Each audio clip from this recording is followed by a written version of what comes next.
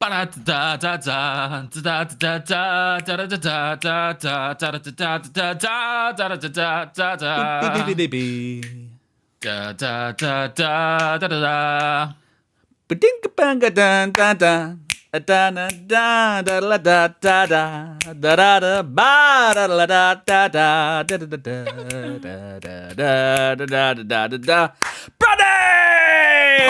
Trainer Mike.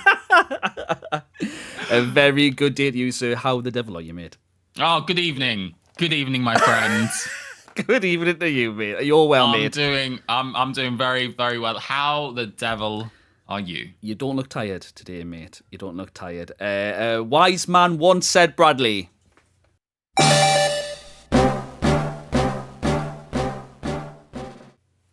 I'm just happy to be here. Oh, there it is. There it is, Bradley. You listen, I'll join you for a cheeky swallot. There it is. There it is. Stop piling up. Stock piling up indeed. Look at you mate. You're on point. You're on point today. You are on fire. Goodness me, it feels like forever, mate. It feels like forever. Yeah. It's actually only been a couple of days. And we're on episode. Yeah, 25. Do you even know? I have no idea, mate. We're on 25 or 26. We've done quite a few recently. We have. It's merging into. Well, we're gonna find out. I think it's 20. I think 25 is safe. I think 25 is safe. I think we're 25. I think we're 25. And if it's not, I'm sure our wonderful editor of the podcast will put the correct number in here now. Or not, if it's correct. There you go. If it's correct, you doesn't need to do anything. Go with your gut. Duck. If it is, gold duck to you, sir. If it's 25 as well. 25! And he said, yes, that's not, but 25 episodes. It's crazy. One more episode and it will be half a year's worth of podcasts. I mean, it's crazy. Absolutely crazy. Wow. Wow. Pokemon, why have you not hit us up yet? Can I just ask you this, right? I'm joking. Where you been? Insane. Well, we've had a great couple of episodes recently, haven't we? We have. Last week we went through the TCG Pokédex. No, it wasn't. It was the Johto Pokédex guessing game, wasn't it? It was. Where in pre-production, I remember someone saying, "Oh yeah, 20 minutes, no problem, no problemo," and we got right down to the wire. I think we were like it was in the seconds. last 20 seconds or 10 seconds left before we actually managed to get the last one, which wasn't Murkrow, was it? It was. We then had Yanma, and then the last one. I can't remember. And I'm glad to have that behind us. Yeah, it was good fun, so I hope you did enjoy that one, guys. And as always, guys, if you are enjoying content, please always smash that like button. Subscribe if you're not a subscriber on YouTube, by the way. It helps massively. I'm on the road to over 3,000. Well, the goal this year is 3,500 subs. We are nearly at 3.2k, so we're very close. And if you are listening on any of our sister platforms, any comments, any ratings, always goes a mile. It really, really does. So thank you. And with that, Bradley. Yes. Today's sponsor. Yes. Oh yeah. We have to pay the bills. We do have to pay the bills, Bradley. That was quite a smooth. That was quite a normal segue, to be honest. That was quite a professional segue rather than. Thank you. I've been practicing in the mirror. You know, hey. Sure. Been climbing that tower. There's the that's a masterful. Oh, you could see it's quite the segue. The mega of a sponsor, couldn't it? That's right. Hey, our segues are evolving. Right. Now, to you guys, we're actually stepping, I think, the first time into the Kalos region with this sponsor. So, if you'd like to learn and get access to evolving your Pokemon into their mega evolutions for the first time, Pokemon Trainer Mike and I have got a collaboration with the Tower of Mastery. So if you come on down, especially on opening day, which is the 31st of February, we will both be there. We will both be there. And you simply need to say the PokéCast with Brad and Mike to get your first free Mega wristband. And we will be there to guide you through it. That is the PokéCast with Brad and Mike for your first Mega Armband bracelet. And we'll be there. Yeah. Sure. We will be there. There you are. The Mega Evolution guru himself from Kalos. Obviously, he's been listening to the podcast and he's like, wow, we need to sponsor this podcast. So when he did, and we both got Mega bracelets, didn't we? What Mega stone did you get off him, Bradley? That's a great question. Mine was Obsidian. Was it? Nope. Are you sure? I have no clue. I'll tell you what mine was. I got a Mega X Charizard. I got a Stone. Mega Y Swampert. A Mega Y Swampert. Mega X Swampert. Swampert. Mega Swampert, maybe. A Mega Swampert. A Mega Swampert stone. A Mega Swampert stone. That sounds unreal, mate. I can't believe you got that. That's incredible. That was given to me for Mega Swampert stone. Yeah. Yeah, because Bradley knows, right? So if you're not familiar with how Mega Evolution works, the trainer has to have a Mega bracelet to Bradley's work, which has a keystone in there. That's right. Very important. Very important part of it. I read the book. Yeah, he did. And the Pokemon you're trying to Mega Evolve has to hold its particular Mega Stone. So Charizard has to hold a Mega Charizard Stone or a Mega X Charizard Stone, depending on etc. And the third part is the bond between you and Pokemon. If the bond isn't there, it will not Mega Evolve. So there you are. Sorry. Please go on. Yeah. What are the returns policies like with what if the Pokemon drops the stone? I mean, they're ancient, crafted, dug from the Kalos region itself. So, I mean, don't about returns policy. Right, so they're not going to send you out like a replacement if you lose your stone. If your Pokemon just drops it. I would wrap it around it, if I'm being honest. Like, I would just get some cling film or something. Cling film. Just wrap it around Charizard. Just get it wrapped around his wrist or something so he can't lose it. That's what I would personally do. Perfect. All right, great. That's really helpful. You're welcome. Blue Tack works. Glue. Blue Tack. Glue. Yeah. Glue. Super glue. Gorilla glue might do the trick. Right. Too. Yeah. So you stick that. But then go on. Look at Sableye. Sableye, doesn't he like his stone? Isn't that in his like soul? His core. Right here. Yeah. Will Blue Tack work? I mean, it's a separate stone, the Mega Evolved as well. So, and he's a ghost type. So, will Blue Tack stick to a ghost Pokemon? Look at us unraveling the planned. Just so you guys know, for today's episode, unraveling the mysteries of Pokemon. Unraveling this. Could you Blue Tack a ghost Pokemon? Let us know in the comment section below.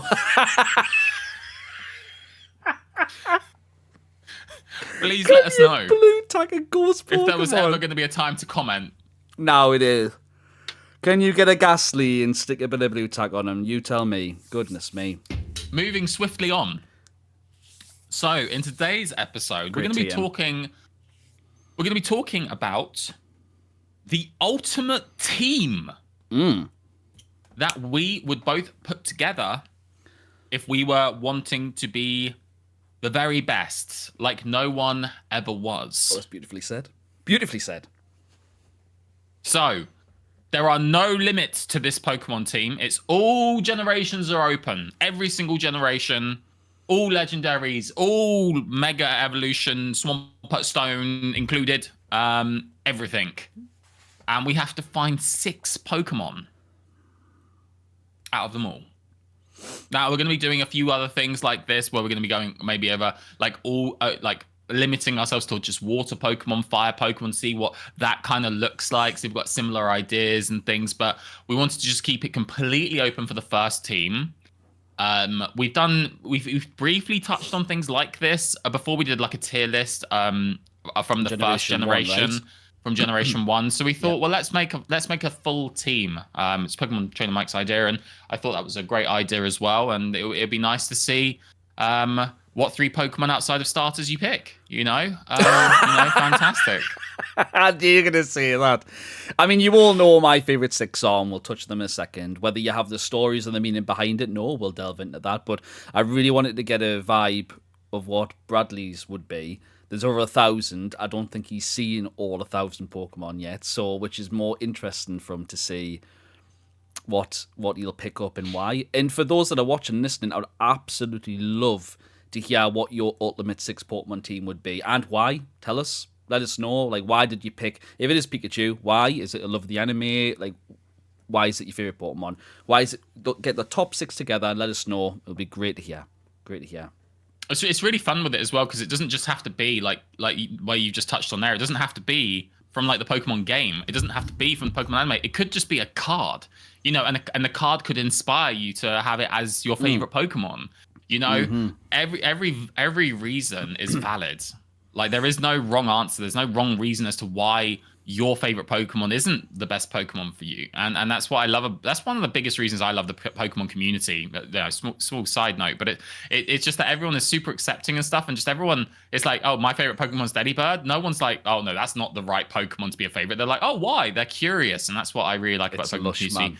It's just, yeah, you know. Hence this fantastic. segment. Hence this segment. Yeah. So I don't know how you want to do this. Do you want me to go first? I want. Yeah, we can take turns maybe. It's a good idea. Into like I love that. I love that. Time. I love that. And I want us to also have the ability to do an honorable shout out, like a few honorable. Shout outs. Have you already got a few already at the top of your head? Have you? I just looked at Greavard, and he just looks so cute. From Scotland Violet Graveyard. Yeah, he looks so cute. And I saw a reel yesterday, and it was a really sad reel. I don't recommend watching it if you don't want a tearjerker, but it was from the Pokemon Scarlet anime, episode Sun and Moon anime, sorry, episode 7. And it's where Litten is... I know what you're going to say. Yeah. The Stoutland. With the Stoutland. I saw that yesterday, and I cried. Listen, a lot of people... Oh, is that a chandelier in the background there? There's a chandelier opening a packet of quavers in the background, yeah. Oh, brilliant crisps. Crisps. Lovely crisps. Anyway, my good friend Aniria loves quavers. Yeah, you put those crisps down, Pet. Oh, more noise. Anyway, a lot of people... The room. Yeah, sorry for the background noise. A lot of people knocked the Sun and Moon anime. Weren't very accepting of it, right? Because we went from Pokemon X and Y, which was like the most craziest choreography Pokemon battles we'd seen ever. Ash-Greninja, the Megas, everything. It was insane. And then we went to a complete new art style where Ash kind of just, it looked like he was just laid back, didn't care, he was doing whatever. And I was one of them people for a long time. I was watching Sun and Moon going, yeah, And it actually turned out really, really good. And there was, to your point, there was so many. It's an emotional, like, series, the entire of it. Like, there's so much, like, there's a lot of, like, to your point, there's a lot of people passing away and marriage and kids and stuff. And it's very family-esque. It's very nice. That's probably why I hit home, because I watched it with my son and just felt a bit more. So, yeah, man. I'm excited. I'm excited to hear.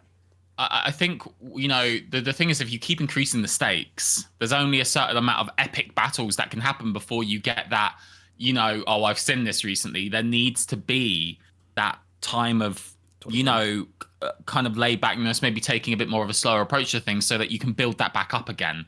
And so I think, you know, there was never going to, you know, the people who liked all those epic battles, you know, it'd be like going into watching Dragon Ball Z and seeing a massive battle between like Gohan or Goku and Frieza, and then Goku goes up to spend like 5 episodes with Master whoever to try and think of a joke while he walks around this tiny universe and trains. It's like, you know, there needs to be that reprieve. There needs to be that time to settle in before going back into them again. I think that's it. I think you've absolutely nailed it, mate. And I also love the dig into the banks there for the reference to Dragon Ball there and stuff. And you even remembered some of the story of his training as well. That was insane. Very good. It really was. Very good. It really was. Actually, before we dive into these then, yeah. How is your TCG pocket ladder climbing going? Because we said in the last couple of episodes we wanted to do or get to Mastat together, right? Or try to anyway. That's right. So That's right. How's your journey going, mate? So I've been trading with one of my friends who I've basically now got everything that I need because he needed a few cards, and it enabled me to get my second Gyarados. It enabled me to Awesome. get my second Pikachu EX, the new Pikachu, the one that has 150 for Yep. 120 health. Yep. I am just on the cusp of Ultra Ball 2, and I've been playing a deck that no one likes. I don't think it's meta. I picked it up before it kind of circulated meta, and it was the Oricario Magnezone deck. So I just literally replaced my Electivire with Oricario. It's been working. It's been working well. It's a very strange meta. Like it's shifting a lot. There's so many different decks being used. I'm battling and I'm not seeing the same one every time. Like it's crazy, right? It's absolutely crazy how many. It's a very volatile meta because yeah, indeed. There are some times where there's a lot more. I feel like a lot more luck involved now because if they get that rare candy, it can just explode. Like I had this crazy turn one. I was playing against a Arceus EX Zubat Carvine, and this guy had a Zubat in his front line. He had an Arceus EX on the back, and that was his turn one. I put out my Magnemite. That's all I had. I put a cape on him, so he had 80 health. Then he gets a rare candy for a Zubat, goes into Golbat, which does 50 damage plus 30 for its active and one-shots and destroys me. And just, there we go. That was it. That was all that was needed because rare candy exists. So it is quite difficult sometimes, but, every set is going to have something like that. Last set we had Team Rocket Grunt, which was really annoying when we had all the energy go. Peel away this set, rare candy, is just as good as it is frustrating sometimes. So yeah, I've been enjoying it though for the most part. I'm getting more of my cards. I've now gotten a Lohan Raichu. I really am excited to play around with Raichu. Looks good. Yeah, really excited. So I'm just really enjoying it. What about you? Where have you? Because you were just at 0 last time we spoke. So or 1. So. Yeah, so there's 4 ranks per Pokeball, isn't there? So there's Pokeball, Great Ball, Ultra Ball, and Master. So what did you say? Ultra 2? Ultra, just about to get into Ultra 2. I'm 1 away. So Ultra 1, very high end. So you've only got 2 more steps to go, and you're into Master. Ooh, yep. That's high. That's high. Well, so I'm Pokeball 4, and I'm playing the Charizard deck at the moment. Purely just Charmander. 2 Charmanders, 2 Charizards, a Charmeleon, and then it's the rare candies, right? And then it's just the rest of it's just trainers and items. My win rate's like it's okay still. It's about 60-40, I'd say. I'm winning a little bit more than I am losing, but it's just look at the draw. To your point, right? If I don't pull that, if I don't have that rare candy or Charizard early in the game, it's GG. There was one game, I'm not even joking, it was I had Charmander up, I had none of the items I needed. Person I was battling had an Articuno EX, only one in his field, first on there. He went first, rolled a Misty, got 3 energies on there, used 1 attack, 1 shot, is now lost. I didn't have anything else on the bench, so, I mean, look, it happens, right?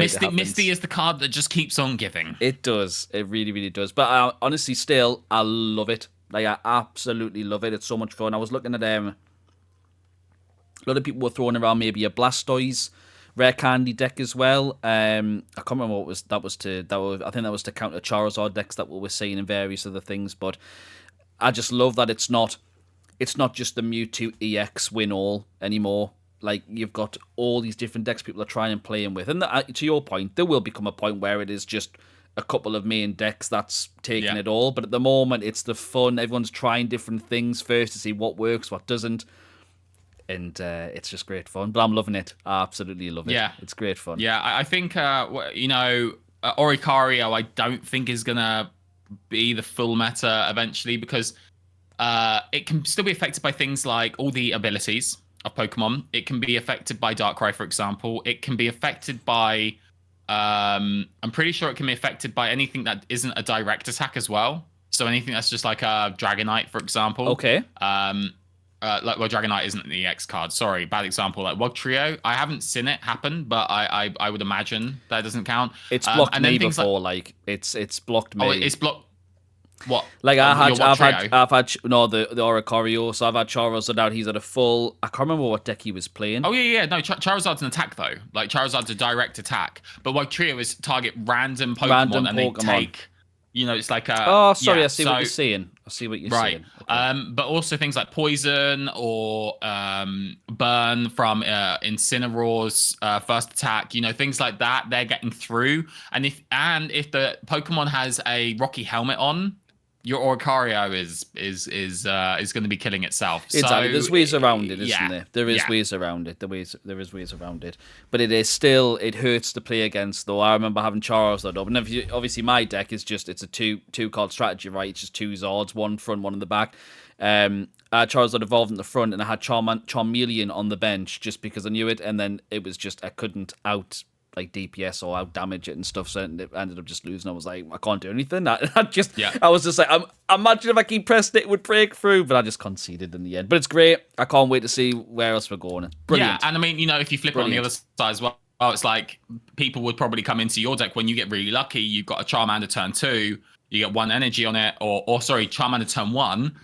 You then get your rare candy on your turn 2, straight into Stoke, and then the next turn it's 150 damage. And it's like, I've got a Magnemite out, Exactly right. It's all luck.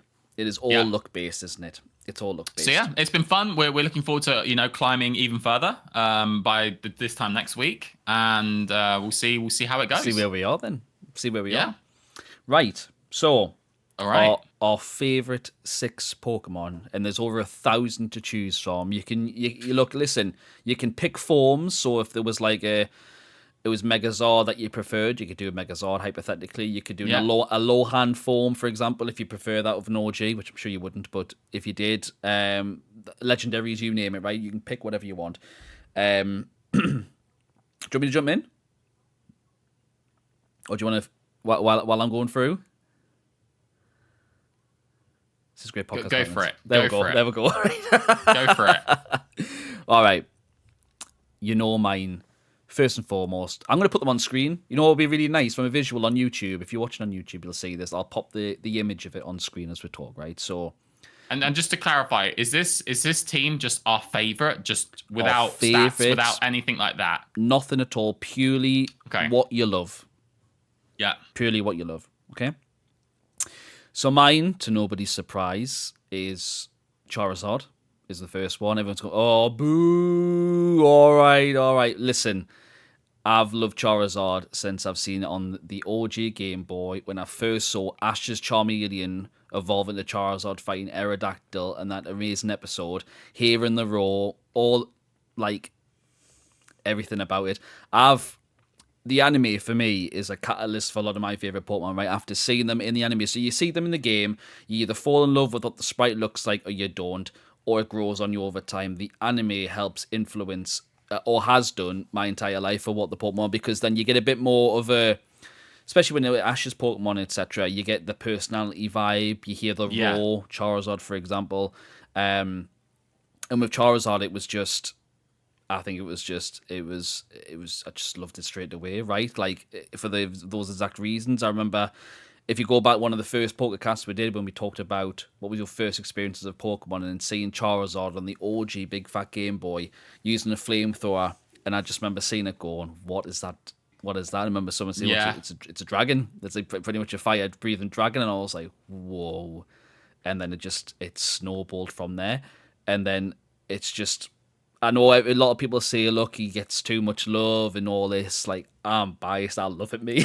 Give us more Charizard. I'm not even bothered. But I get people's view on it. But I just, as a grown-up kid, specifically the anime, right? Just see the arc and story of Charizard, the disobedience, learning to listen to Ash in the Orange Islands. I still remember that Charizard Chills episode where he gets frozen. He spends all that time and he starts listening. You just think, wow, he's got a Charizard now that listens to him. Through to the Johto League, finally beating Gary, where it's Charizard versus Blastoise, that throwback to Pokemon Stadium's artwork, etc. He does that. He comes back in the Battle Frontier to fight Articuno, various gym battles. He's Pokemon the third movie. I could go on. His OG roar, by the way, is just absolutely insane. Like I listened to like a Charizard roar now in the anime, and it's like, yeah, it sounds cool, but the OG roar, there's something about it, like has like a dinosaur esque to it, where it sounds raw and amazing, and I just love it. Plus, yeah, exactly. No, sorry. Not to mention all the forms it got, right? Like it got the love of Mega Yeah. X and Mega X Charizard, Mega Y Charizard, which is just insane. Gigantamax Charizard, which looks insane.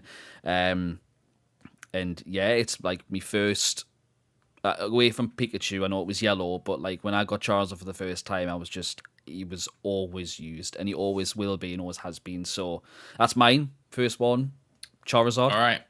Well, it will come as no one's surprise that my first favorite is, well, you know, I could easily do a full 6 from the original generation. I mean, that's where the impact was the most for me, because that's where obviously I was watching a lot.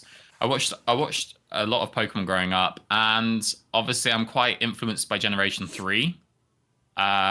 There's a few really cool like I'm looking at cards, but think it's difficult because you could, depending on what lens you look through, you could make an argument for a lot of different Pokemon. But the first one for me just has to be Wingull. Just has to be Wingull. Yeah, I mean, Wingull has brought me so much joy over the last like year. Like it's been a silly little thing that we've done. It's brought an immense amount of joy for me. He's just a cute little boy, and there's just, you know, I remember looking at cards, for example, where I just see this like Wingull just soaring in the distance. I think there was like under an Altaria or something, or it was a certain card that was flying through the sky, and there was a few Wingull there. And I just think the whole premise of the joy it brings, the kind of the connection that I now have with Wingull just has to be one of the 6 for me. Yeah. Oh, I genuinely thought it was going to be that Pokemon behind you that's hidden behind your head underneath Squirtle, but Not yet. Not yet. Oh, spoilers. That's sick. I can see you being weird. I mean, I can see 3 at the top of my head that you'd probably take, but no, it's good to hear why though. Wingull's mint. That'll be my first out of the 6 for sure. Yeah, okay. All right, so number 2 for me is Swampert. So Swampert, obviously introduced Shout out to today's sponsor. Shout out to today's sponsor. Swampert, I remember seeing for the first time in Ruby and Sapphire and being like, what is this? So he wasn't massively influenced from the anime perspective for me, but Swampert just, I don't know what it was, just I adore the Generation 3 starters. Every single one of them is not even the middle forms, etc. Is not one I don't like. But I remember seeing Swampert being like, wow, like, what is this? Like, it's so good. Muddy Water, all that jazz. Because I played through Ruby first time. Obviously had Swampert, and then it just felt like it was just a powerhouse because of you fighting Team Magma, etc. It's all fire, it's all ground type Pokemon, and you're just destroying with Swampert. And I loved him. I absolutely just fell in love with him. And I think he was only in the anime a couple of times. There's one episode he was in the abandoned ship, I think, going through that. And then I think the next time you saw him wasn't until the Hoenn League, where not Harrison, I can't remember the guy's name, but he had a Swampert, and it was just refreshing to see it in the anime for the first time because he just looked sick. He looked absolutely sick. And then, of course, he got a Mega Evolution eventually in Oras, which Bradley will eventually play and see at some point. We'll get there. We'll get there. And I just love him. I love him. Got all this nostalgia from all the way from Ruby right the way through now, and I still have my OG Swampert in Scarlet and Violet right now, right the way from back then as well, which is just lush to have. So love it. So Swampert's my second one. Swampert's my second one. That's lovely. Bradley's? It's hard not to agree. It's hard not to agree with that. I mean, I'm playing Oras again, and I picked Mudkip, even though I was trying to pick Trico, but I just can't not pick Mudkip. Mudkip is just forever and will always be. I want to do a special I just want to do a little shout out to a Pokemon that made an impact on me. I think it was in Sword and Shield. Or no, it was Scarlet and Violet, sorry. And that's Corviknight. There was I was playing, I don't know what game I was playing as well, where I was fighting a Corviknight. And it's just such an epic Pokemon. Like, that is just, you know, there's been a lot of flying Pokemon since Pidgeot, but Corviknight, wow. Big, giant, steel eagle looking thing, yeah? That's right, yeah. And I've always loved Skarmory, and so Corviknight for me is just a little shout out, just a little shout out to Corviknight. So for me, my second Pokemon that I want to give a spot to in my favorite Yeah. is Entei. Right.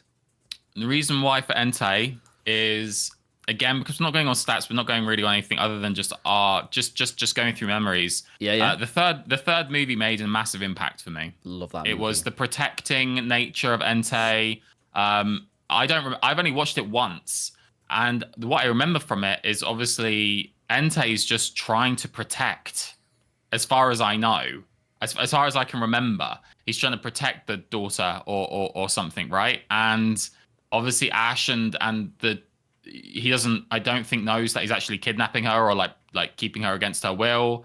And obviously Ash and that are trying to save her, but he's trying to save her in his own way, and he's like protecting her as a father sort of thing. And it was so I think that was the time where I really just sort of like I don't know, words can't really describe it. I just always I saw the Pokemon so differently after that, and it just made a profound impact on my on the way I looked at the Pokemon, and just the depth that there was. I didn't see it as a legendary Pokemon. I saw it as a protector, and that was, yeah. That's lush, mate. And that's what it's all about, mate. That's Yeah. like literally the impact some of them make, whether you're watching something or you read something, see it, whatever. That's what it's all about, mate. That's lush. So Wingull and Entei so far, yeah? Sick. Sick. Now for your third. Third one is... I don't have him next to us anymore. I thought he was still there. Is Torterra, introduced in Sinnoh. Anime influenced heavily. So I remember... don't know if you know all this about me, but when I played Diamond and Pearl, I used all 3 starter Pokemon. And don't get us wrong, Ash is Infernape. Nah, loved Infernape, right? Loved Infernape. But with Torterra, I remember Paul Ash's rival during Sinnoh had a Torterra very early on, and he was fighting. It was like a very quick exhibition match with Cynthia, and Cynthia was just obviously like sweeped him with Garchomp, right? But at the end, he had Torterra, and he's using Frenzy Plant and all these various things. I was like, whoa, he looks like an absolute walking monster. I saw him there, and then they did this like this tag team battle contest during the anime where Paul was up, and Ash was using Staravia. And Paul was like, I'm not working with you. I can do this myself. And his Torterra's like using Hyper Beam and stuff and just one-shotting everything. And I'll just be like, I remember watching and just be like, what a cool Pokemon. And then we go to see Ash's Turtwig all the way evolve into Torterra, but we'll not talk about how he lost every single battle after he evolved. That's still a sore subject. Awkward. But I don't know what it is. I enjoyed dinosaurs growing up as a kid and stuff like that. And I really liked Ankylosauruses, and Ankylosauruses are very similar to the shape and model of what Torterra is. I think he might even be based off that. But the fact that he's a land Pokemon, that his Pokemon can live in his tree and stuff like that, and you nurture life and stuff like that, and I mean, competitive, he's not a really competitive thingy Pokemon, but I love his design. I loved everything he looked like in the anime, and I just think he's absolutely wonderful. I love him. Absolutely love Torterra. That's my third one. That's lovely. Absolutely lovely. Come on then, Bradley. Number 3. All right. Number 3 for me, well, it's going to have to be Ninetales. It is going to have to be Ninetales. It was, for me, the reason why for Ninetales is because it was like one of the first TCG cards, because I had all the original set, that I just looked at and I just thought, wow, this is an epic Pokemon. You know, there's a few that I've kind of felt the same about when I've seen them in Pokemon later on. Like Milotic is like an epic to me. Like, you know, could easily be in my favorite 6. Just an epic Pokemon. But Ninetales, I remember Ninetales in the anime. I don't know where, but I do remember Ninetales. I think it was an enemy used it. I'm not sure. Blaine used it in his battle against Ash, and then before that, I'm scratching my head. Wasn't there like a Vulpix episode or something? There was a or like Vulpix episode, but I don't think... I'm not sure if Oh, he was in... There was an evolution stone part. You about Eevee's about a kid picking which Eevee he was going to evolve into, and there was a Ninetales there, I'm pretty certain. But no, I'm struggling to think at the top of my head. But no, after those two, I've just always had a love for Ninetales, and I always keep my all my extra Ninetales cards and stuff that I get from each set, and it's just it's just a cool Pokemon, really. I don't really think much of it. I just like, or much about the reasons why. I just know it's a beautiful Pokemon, and it felt like, especially in Generation 1, where Charizard would get all the love, Arcanine would be second to that. You know, Ninetales, I just felt like wasn't forgotten, just wasn't really appreciated for what Ninetales. And then we had the Alohan. Oh my word, the Alohan Vulpix and the Alohan Ninetales, incredible. It's my go-to choice in Pokemon Unite. We've got the new set that has these really beautiful artworks of them, it's just incredible. So I'm on the hunt for them right now, and I'm just happy. So Ninetales, I would even say, honestly, Alohan Ninetales, probably. We could do both. Yeah. You could have both, right? Yeah. I think a lot of people would agree. But there's a lot of Ninetales love out there. Like, a lot of people love Ninetales. I don't know what it was for me. I don't know why it never... And I don't know if it's because the very thing you've just said there, because whenever you would play... I think we've talked about this before, right? Whenever we play through Kanto, I'm going to have Charizard on my team, right? I'm always going to have Charizard, so there was never a question to look at Arcanine or Magmar, Flareon, or Ninetales, to your point. It was like, always that. So maybe it was just that, but no, I hear you. Yeah. Very cool Pokemon. Very cool Pokemon. And for your number 4? Number four is the bug and fighting king, Heracross. Oh, I love Heracross. I think I picked... The love of Heracross came... Oh, it's the anime again. I'm not even going to try and joke around it. I never had it on an original team because I didn't know about... No? Because I didn't know that he... Not OG time. I didn't realize you could get him from headbutting a tree. I think that was the... the cut and drive it back in the OG days. But then I started to see it a bit more on Ruby and Sapphire, because I think you could get it later on post-game, or perhaps Emerald. It was one of the two, because the Safari Zone opened up to more Johto Pokemon, if I remember rightly. But then seeing it in Pokemon Coliseum, for example, and then, of course, the animes. Ash got one fairly early on. Was it his first catch? Was Heracross' first catch? I think it was, right? I think Heracross was his first catch in the anime, and he was just a powerhouse, and I was like, wow, what a cool Pokemon. And I kind of like subsided with it. It's like I enjoyed it, but it wasn't like a favorite at that point. And then in the Sinnoh League, Ash started bringing back some older Pokemon to battle in the Sinnoh League, and he was fighting this. I can see his face, but I can't remember his name. Nando, he was called. Please make a joke saying Nando's, and he had a lot of bug and grass type Pokemon, and at the end he had Heracross fighting his Cricketune, I think it was, and he'd learn all these new moves. He had like Focus Punch, Sleep Talk, Hyper Beam, Mega Horn, and he just looked insane. And I was like, look how fast he's moving, how powerful he is. It was just immediate. I was like, I'm back in love with him. Like, I absolutely love him. His Mega Evolution, I knocked his Mega Evolution, to be fair. I didn't really, really like the look of Mega Heracross, but it has grown on me, and I absolutely think it looks absolutely wonderful. And I'm going to say it again. If Heracross had been on Ash's Johto team, he hadn't been deposited to Oak's Lab like at the beginning of that, he would have been a powerhouse throughout his Johto journey, and I would have loved to have seen Heracross fighting in some of these big battles. It would have been amazing, but there you are. But no, love him, absolutely love him. Heracross will always be there. Absolutely love him. Well, great story. That's a great reason why. That's a great reason as to why. Number 4 for you. So number 4 for me was a surprise to me as I was looking through these, but there's no question. My number 4 has got to be Gengar. All right. And again, it's just emotional impact. And it was because Gengar always looks obviously happy in the anime. But Gengar, as far as I remember, he was left by his trainer. He was left, and he was like, I don't, or was he left by Ash? Is this Ash's Gengar you're talking about? Yeah, Yeah, he was left by his trainer. Yep, he was he was left abandoned. by his trainer. He was abandoned. Yep. He was abandoned by his trainer. He was just sort of sitting there waiting for the trainer to come back. He basically the trainer. You've got it. Yep, that's exactly it. And then I think that's where Ash. Is that where Ash came in and took him They under his kind of wing? unraveled the story and then worked with them, gained trust, and then caught them, captured them. Yeah, and that to me was just really beautiful, and it was really impactful. And I mean, Gengar is an absolute beast. He is someone I love to play with in the TCG pocket as a kind of a disruption deck. I think he's just really misunderstood, and I just really like him. I just really like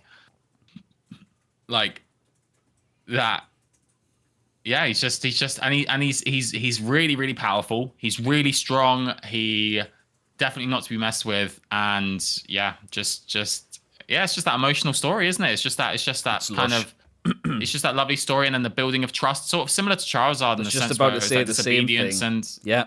Let's say the same. And it's just that, again, it's just that kind of different take on it, and I really liked it. It really kind of hit me, and that's why Gengar gets a comfortable spot in my 6. And Gengar got a lot of love, right? Gengar got a Mega Evolution when it was X and Y, and then he got a Gigantamax form in Pokemon, well, Generation 8 anyway, and Ash had a Gigantamax Gengar as well, which is really, really cool.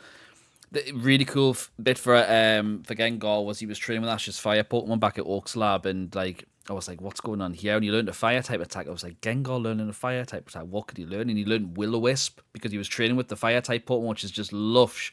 Like, it was a gift back to there. It was just brilliant, man. So I hear you, man. Great shout, Gengar. Great shout. For number 5 for me is Metagross. Of course. Specifically the shiny variant of Metagross. Oh. Shiny Metagross, the silver and gold one. Okay. Well, for Metagross at the beginning, I think it was when off everyone's first, seeing Metagross the first time was battling Steven, right? Fighting Steven and Ruby and Sapphire. And I remember facing him and go, what is that? Like, what is that? And instantly loving it, right? And you didn't really see much of it in the anime. You saw it in movie 7, Destiny Deoxys. There was a random trailer that was kind of like, because I didn't realize Metagross could fly. Like, it took like the top of its legs just kind of go onto its head like that, and he kind of floats around like a spaceship. And the trainer sat on the top of him like while he's floating. I was like, oh, that's so cool. And then you find like he's got like the intelligence of like, I can't remember what it is, like 50 supercomputers or something daft like that. And it's so intelligent in that. And I really liked Metagross back then. He was seen as quite like not a legendary, but he was like, like a pseudo legendary, right? And you saw him in Pokemon Coliseum. The big bad guy had Metagross and various other things. Now, it wasn't until, again, X and Y era. X and Y era just refueled me. I don't know what it was. It must have been the Megas, but Stephen Stone gets shown in the anime in the Part 4 series of Mega Evolution series. There's only 4 episodes of it. And Alan, who has a Mega X Charizard, battles Steven, right? And Steven has a shiny Metagross in the anime. And I remember seeing shiny Metagross in the anime for the first time. I think that might have actually been the first time I've seen shiny Metagross. And I remember just looking, going, whoa, that looks absolutely like a glow up from the OG. It looks beautiful. And then he Mega Evolved it, and shiny Mega Metagross just looks absolutely wild. And just seeing him attack and everything about it just looked absolutely amazing. And what was so wonderful was when Pokemon Omega Ruby and Alpha Sapphire came out, the gift Pokemon you got at the beginning of that game, via mystery gift, was a shiny Beldum. And I had shiny Beldum on my first team going through, and had shiny Metagross, and it was just absolutely amazing to play with. And I've loved it ever since, and it will not move off. So shiny Metagross is number 5 for me. Of course. And what a lovely reason as to why. What a lovely reason as to why. Number 5 for me.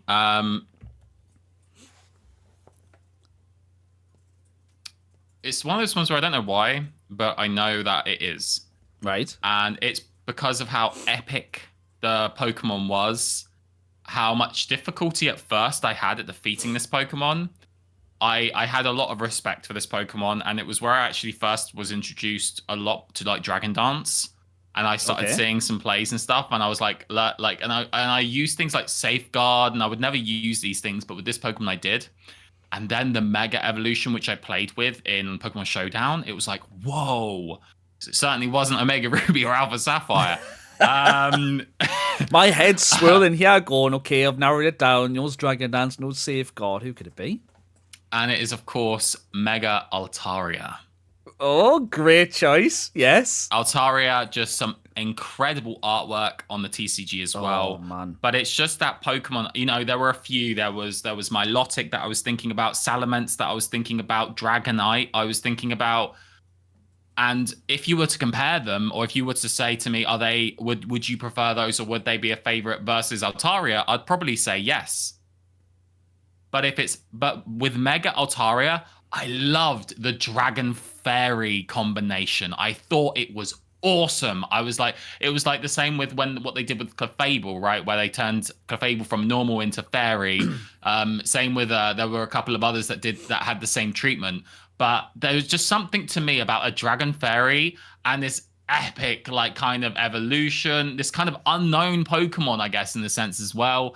Really, really liked it. Really captivated me, and definitely a reason why it just, you know, why it takes number 5.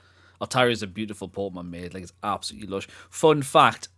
The way I discovered that when Altaria Mega Evolves, it turns into a fairy type as well. It was actually, I was battling online, and I think it was like Dragon Pulse or something. It was like, doesn't affect. And I was like, doesn't affect Mega Altaria? What?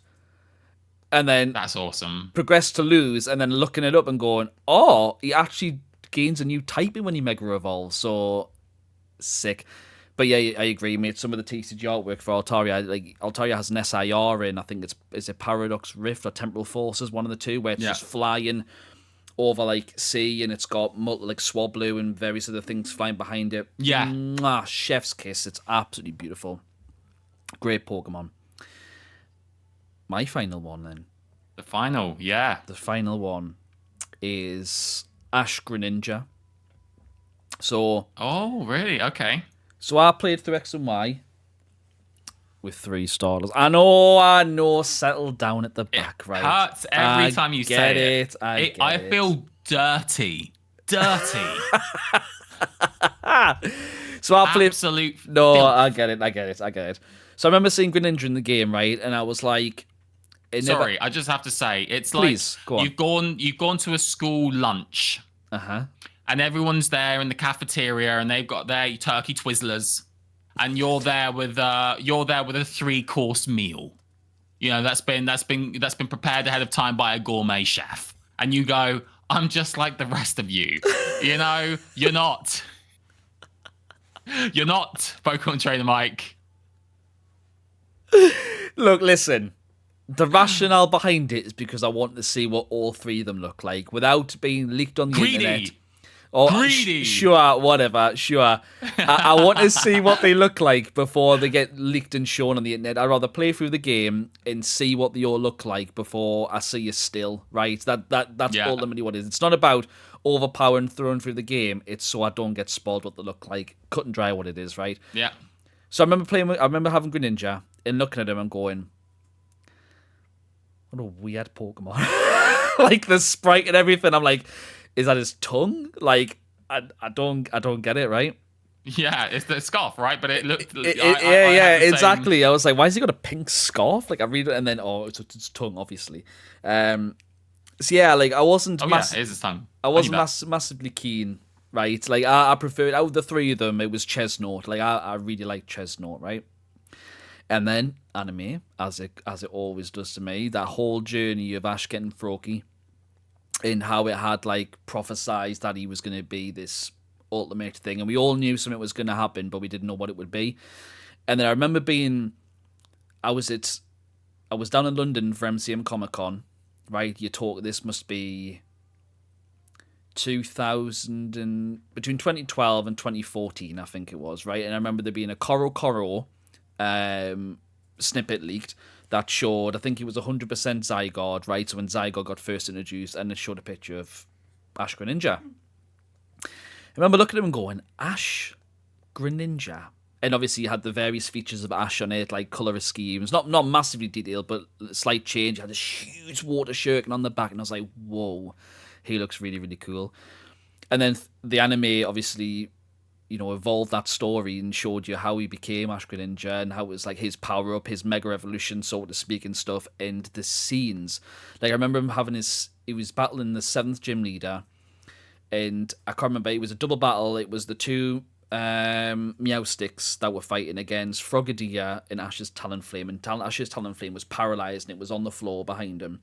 And there was 2 Psyshocks, I think it was, or a Psyshock coming towards him. And Frogadier had a water pulse, and he's went to throw it, but he's paralyzed at the same time and stops.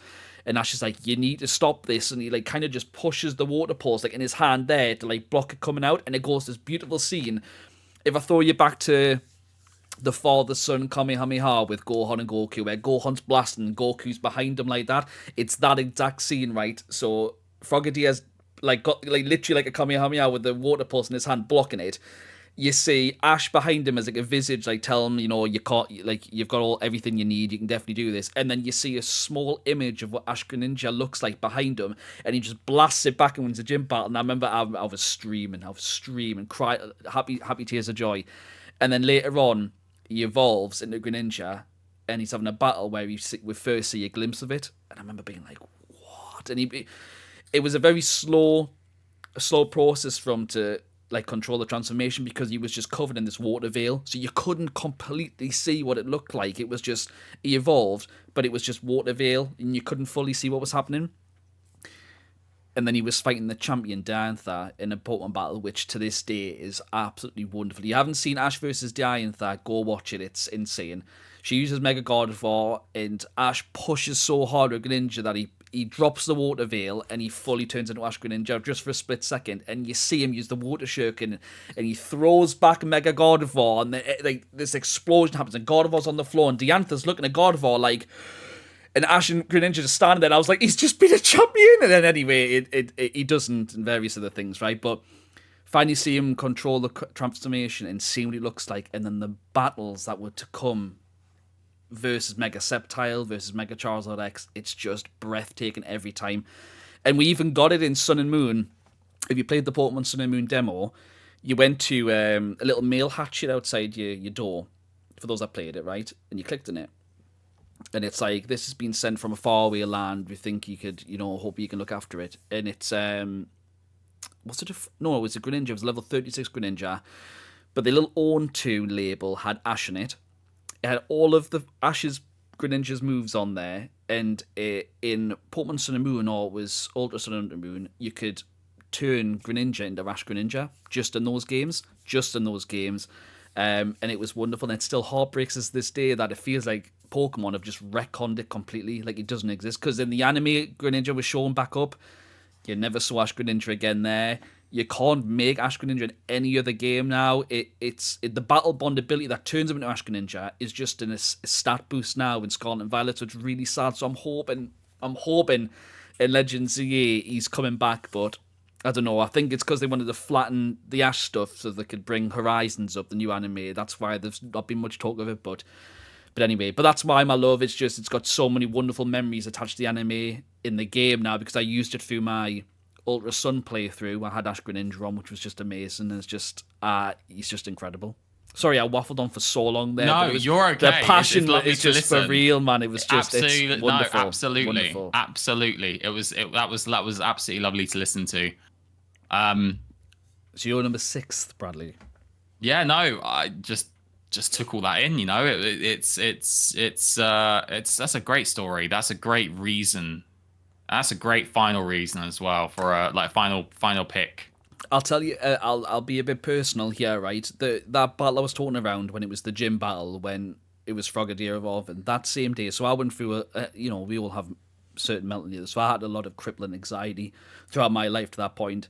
And on that day was my final day with me, what's the word? Is it a counsellor? Is that the right word? Anyway, whoever it is, that was the final day I had with her, where I kind of ticked off that I was feeling a lot better and stuff. I did work with my wife and stuff to make us feel better. And that was my final appointment with her. And I remember coming home and watching that battle at the same time. And obviously I was just full of emotion anyway, because that was my last kind of session. I'd made the hurdle, etc.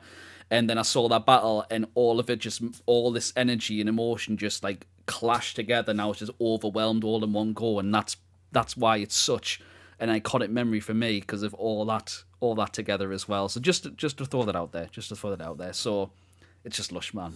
So good. I can still to this day, mate. Sorry, I'm going on. I can still to this day remember. You're fine. I was in my flat, and I still remember in this seat watching the episode on TV. I can distinctly remember it. Tears, and just watching them beat this in this gym battle. It's just so good, man. So good. So good. You're number 6. Sorry, Bradley. No, man, I'm getting emotional listening, mate. I'm getting teary eyed. You know, it's what a powerful. You know, it is awe inspiring how this Pokemon can bring such emotion, and it can be such a positive impact on so many people for so many different reasons, and it's just incredible. And what a lovely story, and thank you for sharing. That was lovely. Thank you for listening, mate. Absolutely lovely. My final Pokemon. Okay, here we go. Woo-hoo! I was looking through them all. Okay. And there is only one Pokemon that I can pick. And it's actually quite similar. Again, we're talking about a lot of emotional reasons as to why we pick these Pokemon. Mm-hmm. And this Pokemon probably has the strongest emotion out of all of them. There was a person that I was with. This was how many years ago was this now? 12, 13 years ago. Scary. Long time ago. And she was incredible. Like, the nicest person in the world. I was very young, and I wasn't as articulate. I didn't really understand a lot of things when I was younger and going through my teens and stuff. I had a lot of things that held me back developmentally and such. So we were like, she was amazing. That's actually someone who I met through my voice acting, and it was incredible. I mean, we just were just really, really, really good friends, and we were also really close after that as well.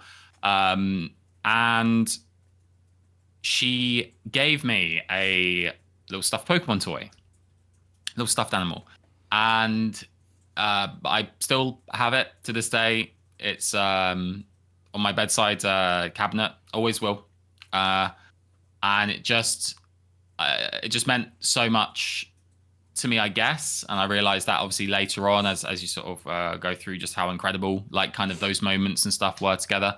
And also the Pokemon itself, I have a great fondness from the anime, as well as when I was playing through Silver for the first time. I remember, because I picked Totodile, I remember seeing Cyndaquil and thinking, oh, that's really cute. And then seeing Quilava, who I thought was the best of the evolutions, and obviously Typhlosion at the final evolution. And obviously we get to play them in Pokemon Coliseum as well. And I have a little Cyndaquil plushie, a little Cyndaquil stuffed animal plushie, and there is no other Pokemon that would get the final spot than Cyndaquil. Mate, that's lush. And Cyndaquil is lush. Thank you for sharing again, mate. Really appreciate that. Cyndaquil's lush. I know it, and as soon as you said about the stuff Pokemon, I knew straight away what it was, mate. It was just. See, this is what it's about, right, guys? Like, there's so many different Pokemon out there, right? And everyone's got some sort of, whether it's an emotional attachment or a huge memory, a core memory attached to each one. Very similar to how we've just described there, right? It's amazing. So, Bradley's top 6 then, keep us honest here. So it was Wingull into Entei, Altaria, not in this order, Altaria, Cyndaquil, Ninetales, and I'm missing one. Gengar. And Gengar. Yeah. And then yours was, of course, Charizard. Not in order. Charizard, Greninja, Heracross, Torterra, Swampert.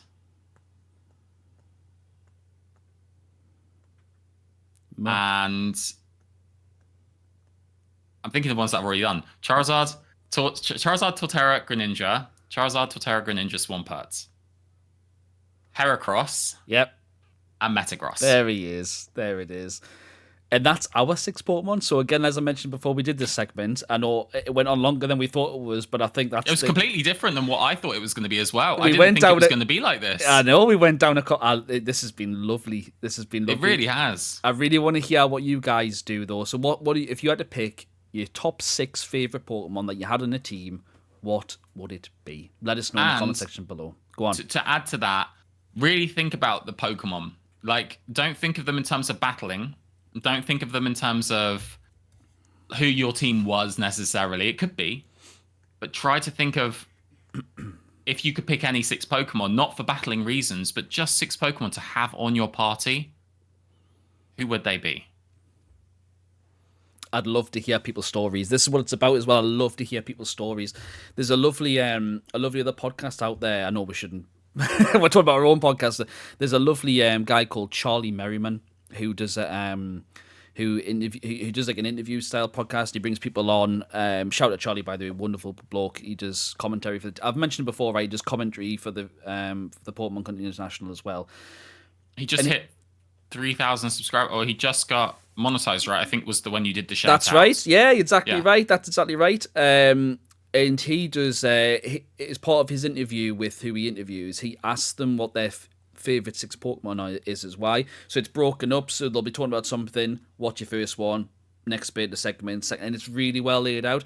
And I've listened to a lot of them recently, and I love it. And I was like, I really want to. I don't want to do a similar thing where we do multiple episodes about our favorite 6, but I really wanted to get a vibe because I've never asked you what your favorite 6 were, and so I really wanted to get a vibe for. So that was lush, mate. That went through an emotional roller coaster. I didn't think we were going to go down. I thought we'd be cutting dry what the Pokemon were. But that was class, absolutely class. I could see you really getting into it, and it made me kind of want to get into it as well. And actually, I don't know if it changed my answers, but it definitely made me think about what I was going to pick. When I was looking through them, I was thinking of things like Milotic. I was thinking of actually Kyogre. Kyogre was actually originally going to be in there because it was the epic Pokemon, the journey of the story of Pokemon Sapphire, which was obviously very rooted. But then as we were talking about it, the more you're talking about Charizard, you were talking about the emotions around Charizard, like the encased in ice, the disobedience and stuff. And I was just thinking, what's the first Pokemon that comes to my mind that gives me an emotion? And Wingull just obviously swoops in there, me being at your house last Christmas. And just, your son giving me a random card, and that card just happened to be Wingull out of nowhere. Couldn't write it, mate. The feelings I had around like the Pokemon Center and stuff, like you getting it for me and stuff, and the joy of which it brings into some of our little community space and stuff, like, and so from there, and you were talking more, and we were just sort of really attachment memories to it. Yeah, man. Yeah, it was great. It was really good. It was really, really good idea. Really good idea.